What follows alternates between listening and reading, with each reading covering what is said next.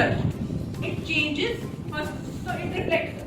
Yes, it reflects and it changes the direction of.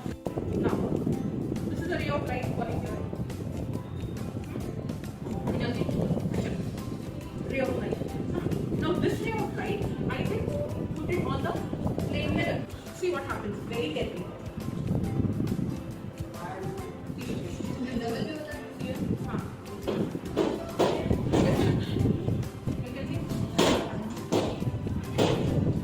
The dust particles you can see here, so that ray from it.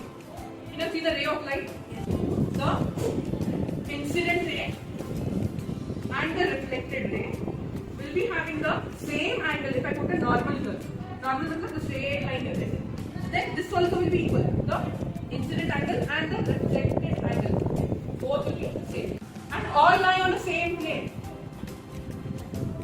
The incident ray and the reflected ray. ऐसे तो ऐसे it won't go. Like if I put the incident ray like this, the reflected ray won't go like this. And two different planes will happen.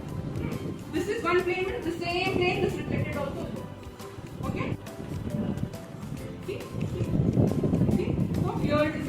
Now I'm changing the angle.